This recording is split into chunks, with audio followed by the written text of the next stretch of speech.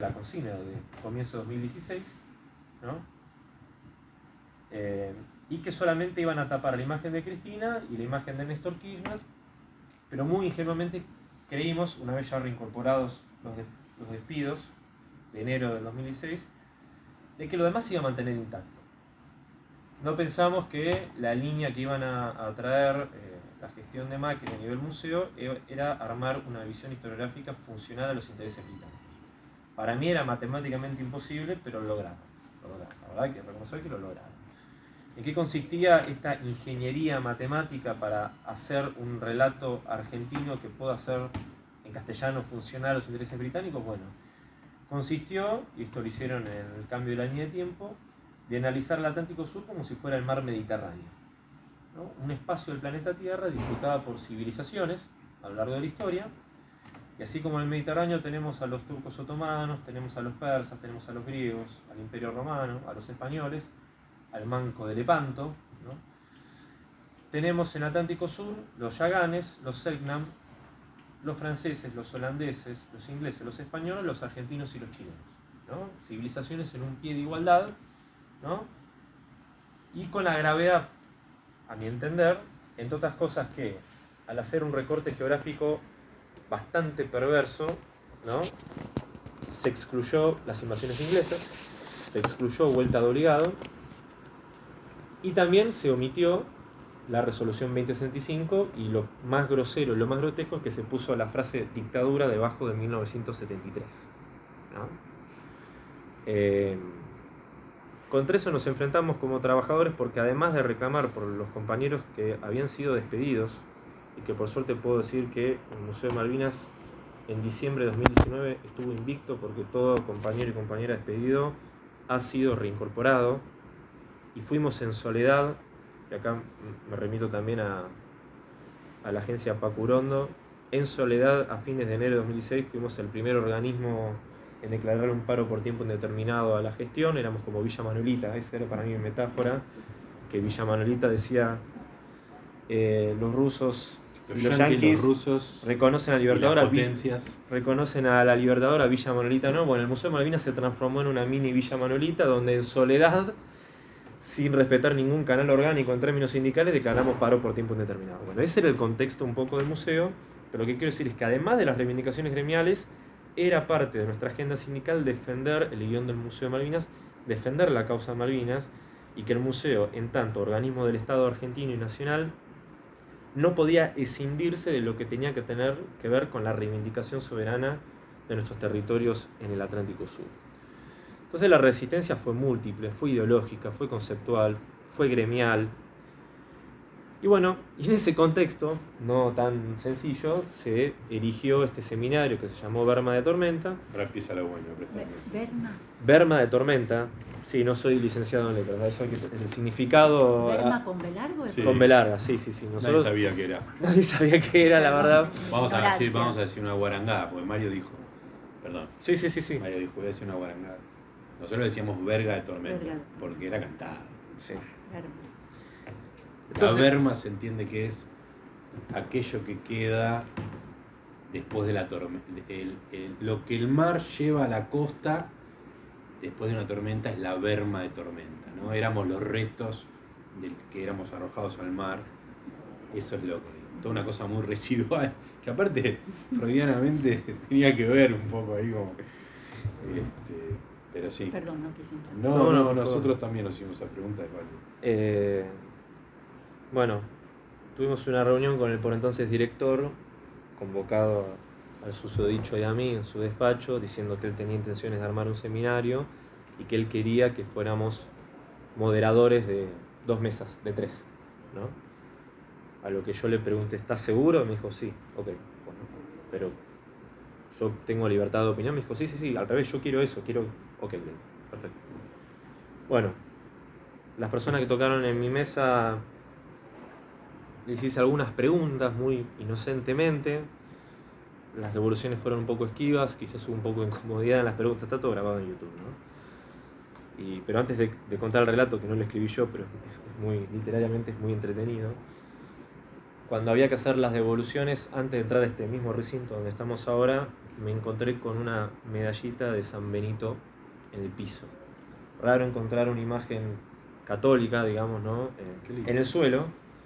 Lo sigo teniendo, obviamente me lo guardé, pero lo vi como una señal. Yo como católico vi eso y ante todo soy orgánico y bueno, si uno ve una medalla tirada en el piso y nadie la reclama, bueno. Digo lo de católico porque uno de los primeros cruces que tuvimos con el director fue tomando mate en la recepción y asombrado de que era rosista, se asombró más cuando dije que era católico y bueno, el católico rosista, eso ya, digamos, ¿no? Era demasiado. Era demasiado y después cuando estuve en Belfast, en Irlanda del Norte, lo entendí. En el mar llamado Irlanda del Norte lo entendí mejor, la postura. Bueno, y ahí fue, y acá paro de contar mi relato en primera persona y voy a leer lo que él publicó en abril del 2021, si mi memoria no me falla, Así es, yo lo tengo acá también. con un libro que se llamó Fantasmas. Una reedición de un libro que se llama Fantasma de Malvinas, que es un libro de Federico Lorenz, al cual él, no es un mal libro tampoco, al cual él le agrega una narración de lo que pasó ese día.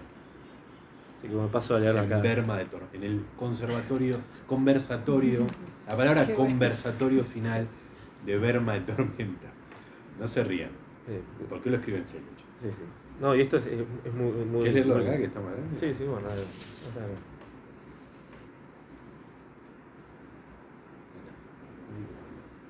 ¿Acá? Sí, pero me quedo fuera este párrafo. ¿Cuál querés? Ahí está. Ahí va.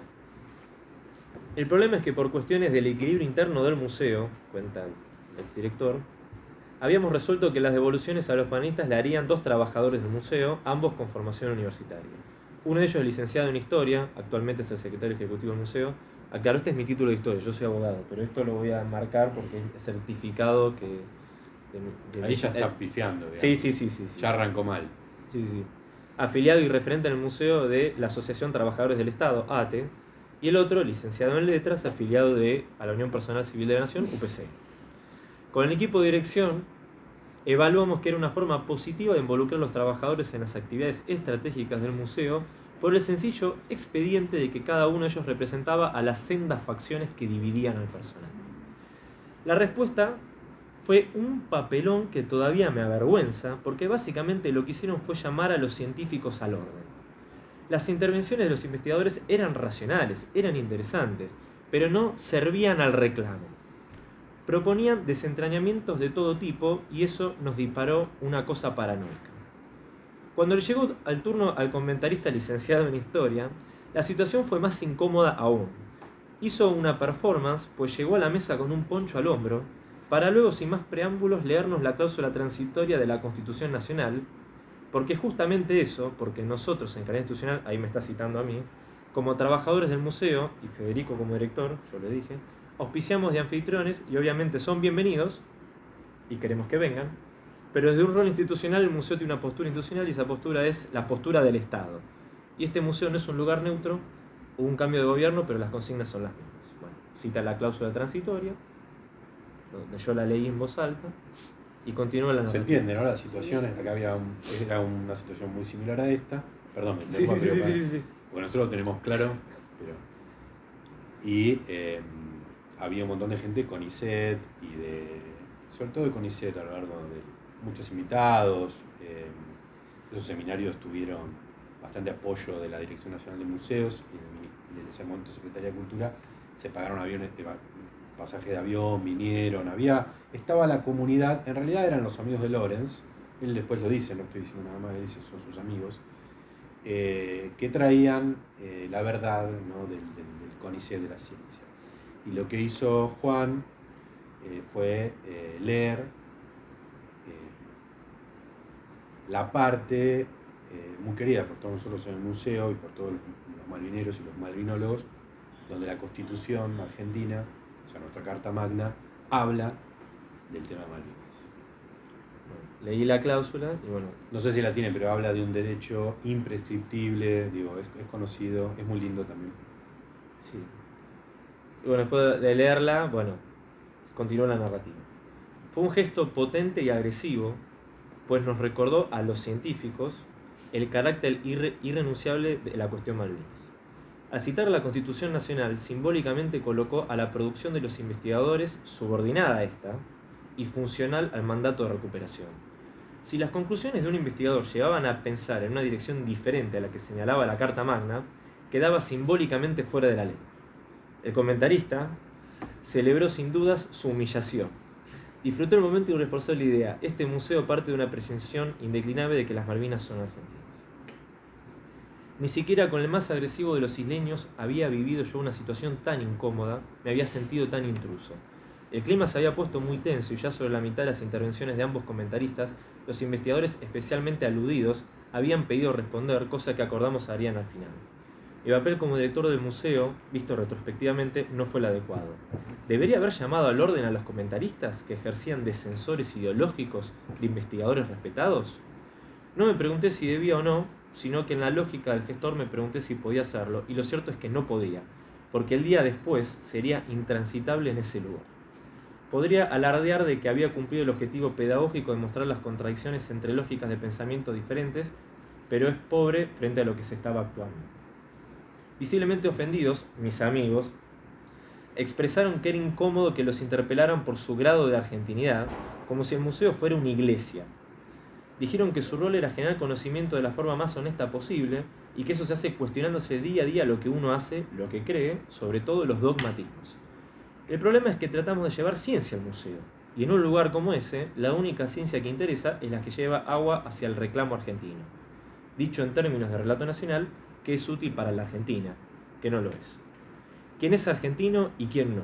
Tal cual se habían sentido interpelados mis compañeros. Esa noche nos retiramos del museo con un sabor amargo, un enorme esfuerzo para llegar a ese final discordante.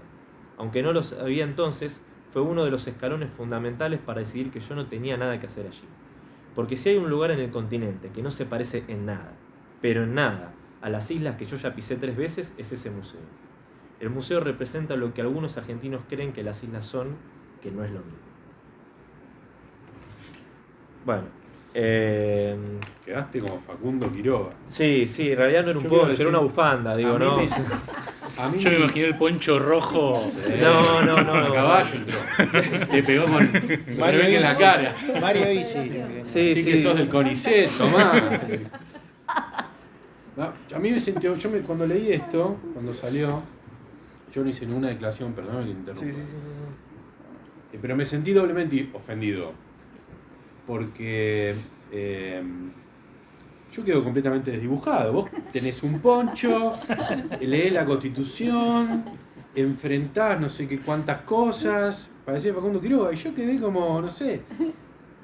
Yo había hecho, me acuerdo que yo hice un breve comentario, bueno, hay que ver para qué sirve esto, muy tímidamente, y me siento, cada vez que lo releo, la verdad que me siento disminuido, me ofende que lo que escribe, creo que trasluce muchas verdades, pero aparte me siento muy disminuido frente a tu presencia casi telúrica, podríamos decir, ¿no? ¿Era un poncho? Era una bufanda ancha.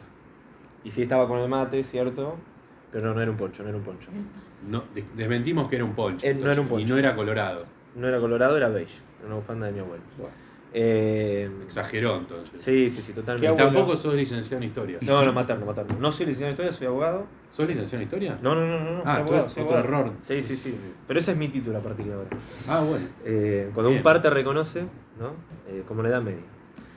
No, yo lo que quería, aparte de usar eso como disparador, porque es anecdótico, porque es gracioso, y celebro que se haya hecho este seminario, es que es la ciencia para qué, digamos, ¿no? Uno de los idolatrados por esa gestión, en términos de guión museológico, que era lo que proponían, era Charles Darwin, ¿no? Carlitos Darwin.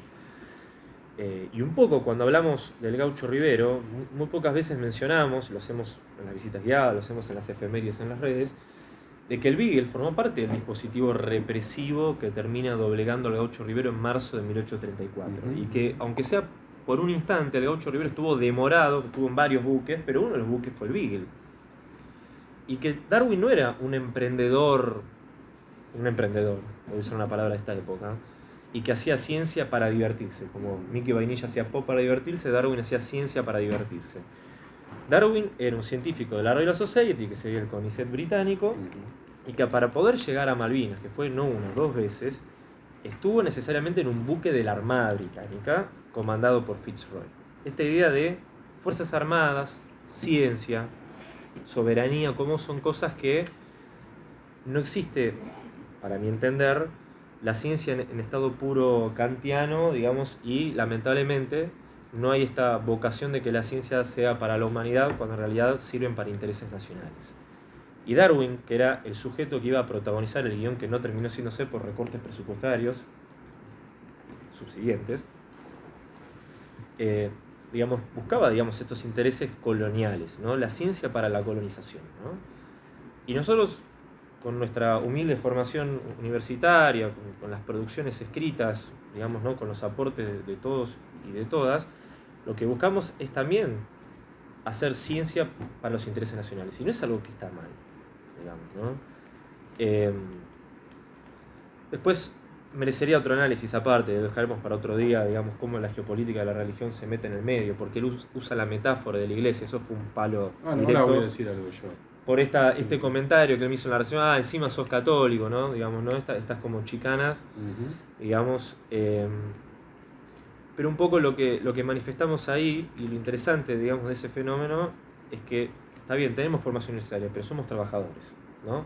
Esta idea también de que la ciencia es para los científicos y que por ahí los trabajadores, que además formamos parte de organizaciones sindicales, es como que somos consumidores de ciencia ajena, ¿no? Y quizás un poco lo interesante, digamos, en ese episodio en particular, y lo que también apostamos, creo yo, ideológicamente, es que los sindicatos también pueden producir ciencia, los sindicatos tienen equipos de formación muy consolidados, y que es importante vincularlo también, no en abstracto, sino que en definitivo, y acá quizás cierro para citar a Ubaldini, cuando decía los subversivos de ayer somos los patriotas de hoy, cuando después de haberlo reprimido el 30 de marzo y después lo liberan, digamos, en ese abril, y que la CGT saca un comunicado en pleno conflicto, pero hay una continuidad de las invasiones inglesas para acá, porque así como el pueblo argentino en 1806 defendió la soberanía en la Cuenca del Plata desbordando las autoridades virreinales, el pueblo trabajador tiene en su agenda la cuestión de soberanía, y acá voy con la pata científica. Los trabajadores, no por ser asalariados, no estamos exentos de hacer ciencia, y sí buscamos una ciencia para qué. Y nosotros buscamos, como trabajadores, con las organizaciones sindicales y con la ciencia como herramienta, defender nuestra soberanía, y me parecía perfecto que, habiendo tenido ese antecedente, tengamos la revancha del día de hoy con un seminario que busque defender nuestra soberanía en el Atlántico Sur. Muchas gracias.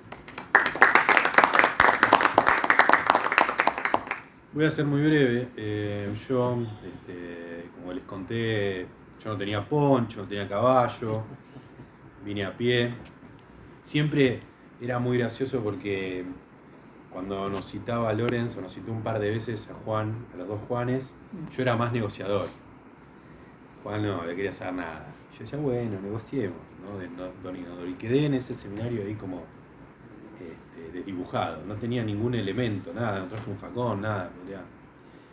Y sin duda el protagónico fue tuyo en ese momento. Y después cuando leí esto, también me gustó lo de la iglesia. Yo cuando lo conocí a Lorenz, le pregunté, ¿Lorenz es austríaco?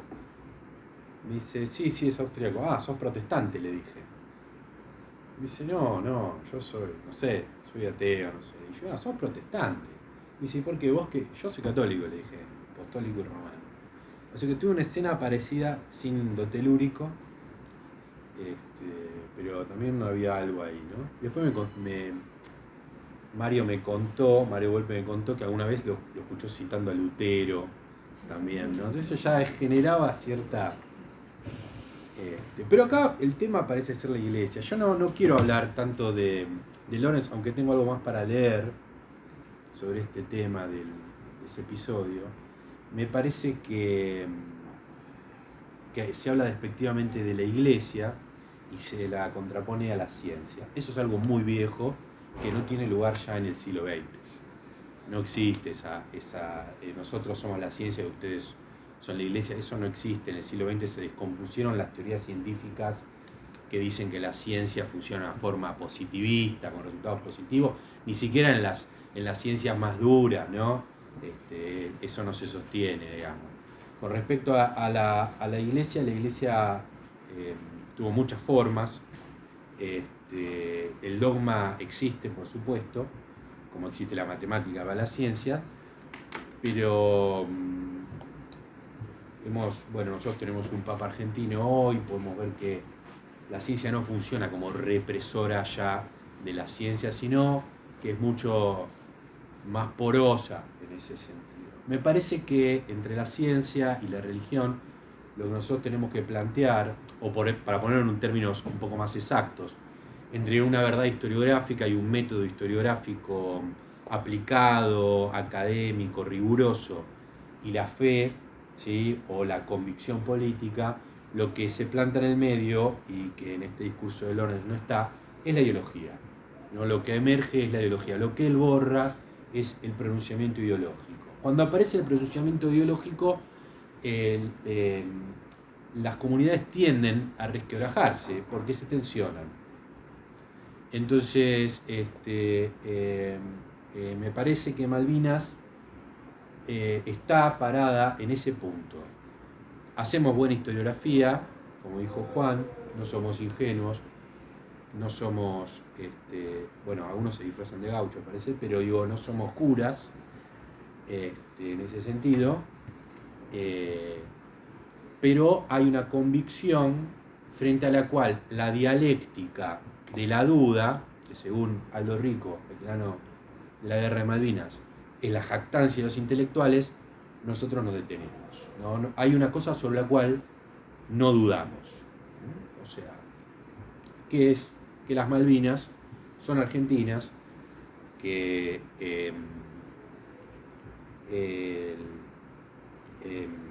el Atlántico Sur debe librarse de ese despojo colonial que hoy lo somete, y que nuestro futuro está en el mar también, ¿no? Para agregar un poco más de por qué eso debe ser así. Me voy a servir de... Pobre Lorenz cobró hoy, pero bueno, que se lo merece, también, o por lo menos, de un paper de Federico Lorenz que se llama Los zapatos que calzamos, de la novela A la revancha del historiador. Es un paper donde Lorenz retoma este tema desde otra perspectiva y dice: yo soy historiador y soy novelista, y en la novela hago lo que no puedo hacer con la historia. Y cita un texto del escritor cubano Virgilio Piñeira, muy lindo, donde Piñeira habla del valor de la ficción, no habla de historia, habla de la ficción. Compone una escena muy dramática en la cual, por un efecto climático, un montón de aves se desploman del cielo, se caen a tierra y se mueren. Y Piñeira dice que frente a eso, el poeta tiene la potestad de despertar a esas aves, ¿no? Y de hacerlas volar de vuelta. Hasta ahí Piñeira. Lorenz dice: como historiador yo no puedo hacer eso, pero sí puedo hacerlo como novelista. Como novelista puedo hacer que las aves se levanten y vuelvan a volar. Está eso en la potestad de la ficción. Él lo dice porque escribió una novela donde un grupo de montoneros va a la guerra de Malvinas. Tanto lío para eso. La verdad es que es al revés. Es al revés. Las disciplinas se comportan exactamente al contrario de lo que dice Lorenz, que ya a esta altura no me interesa tanto. Me parece que la novela, o podríamos decir el arte, no se fija en los pájaros que caen, sino en el sujeto que es impotente frente a eso que sucede, que es el novelista, que es el Quijote, que tiene un montón de otras realizaciones. ¿Sí? Es el drama del novelista el que ve que no se puede hacer nada frente a esa realidad que se impone. ¿Sí? El novelista es el que el que imagina dramáticamente, trágicamente, el más allá, pero no logra, ¿sí?, consustanciarlo en algo duro, en algo que suceda. De ahí la impotencia del que cuenta la historia. El que cuenta la historia finalmente no comparte la experiencia de aquel que la vive. Es el que la cuenta, es el poeta que va atrás del caballero que va a pelear. Es el historiador que toma, ¿sí?, esa historia y la reproduce. El narrador, podríamos decir. Mientras que el historiador sí es el que hace que se levanten los pájaros, porque sí es el que hace que ese sujeto plural hable nuevamente, el que recompone esa trama, el que dice acá falta algo, en esos pájaros que están tirados, lo que falta es el vuelo. Si es el historiador el que hace hablar a los próceres. Los próceres hablaron hace mucho tiempo, ¿sí?, y es el historiador el que recompone eso. Por supuesto, lo hace de una manera fallida. Más aún, con más artificio aún que el novelista, porque el novelista está encerrado en su propia mente. El narrador, el que hace ficción, está en su casa, en su mente, en la lengua, podríamos decir, con los románticos. Pero el historiador está con los documentos. Y de repente nos dice que eso fue lo que pasó.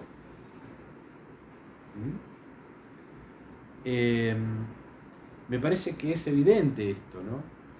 Que es evidente que el narrador es noble y el que está levantando los pájaros del suelo es el historiador. ¿Qué relación tenemos nosotros con nuestro pasado si no es mediada por la lengua, si no es mediada por la ideología, si no es mediada por cómo nosotros le contamos la historia de nuestros mayores a nuestros hijos? Digamos, ahí empieza a funcionar ese artificio.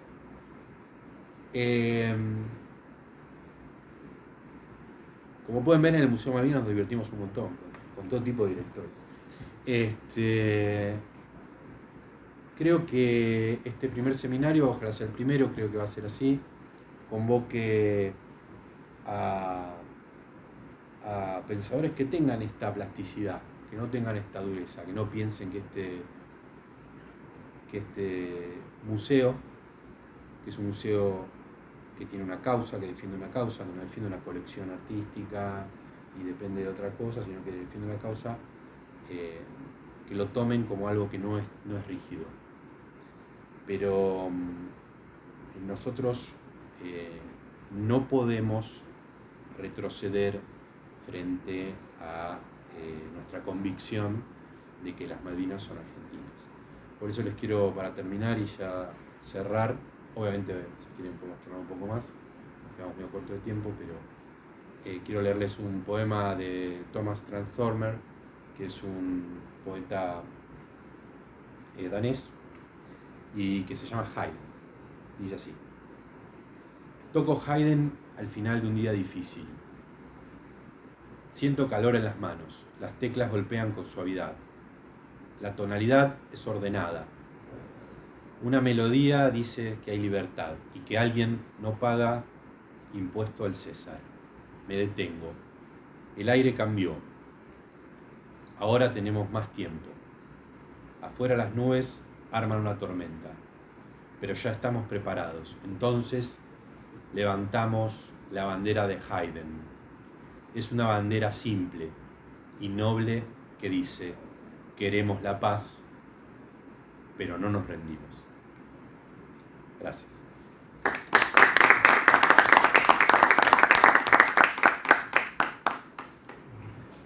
Yo lamentablemente Tenés que partir. sí, exiliarme un salvoconducto rápido. Bueno, igual yo ahora voy a seguir hablando de tu Sí, podcast. sí, por supuesto. Prosigan. Si hay alguna pregunta, si no, cerramos acá y nos vemos el próximo seminario. Bueno, gracias a Jerry que estuvo acá organizando todo. Estamos grabando todo. Estamos grabando todo. Gracias a Jerry, Espectacular. gracias a Ana también, que vino, y gracias a ustedes por estar acá. Muchas gracias. Muy bien. Yo solo quería decir en relación a lo que leíste de Lorenz, que esa búsqueda, esa especie de consuelo en la literatura, responde más bien a una especie de domesticación, como el psicoanálisis, digamos, como esa especie de adaptación al caos o de adaptación a la tragedia, pero no más siendo un tipo que fue funcionario. Yo pensaría más que la respuesta del cambio no está en escribir una ficción donde todo es lindo, sino desde la gestión. Me parece que si yo soy historiador, tenés posibilidad de trabajar en gestión, me parece que ahí está la posibilidad de cambio, digamos, no en un poema, qué sé yo, o en una novela loca. Sí, también igual me parece que hay que pensar en qué momento se da esa gestión, ¿no? Seguro. Sí. Igual no quiero hablar de Lorenz, pobre. Ya le hemos pegado tanto. Nos hemos reído a su espalda de una manera. De hecho, se fue por eso. Son saberes de pasillo, como decía Horacio González. Pero sí es errada esa concepción. Es muy errada la idea esa de que en la ficción yo puedo reconquistar las Malvinas, por ejemplo, de la manera que yo quiero, y que la historia tengo que atenerme a lo que existe. No, evidentemente no es eso. Bueno, muchas gracias. Bueno. Muchas gracias. A ustedes.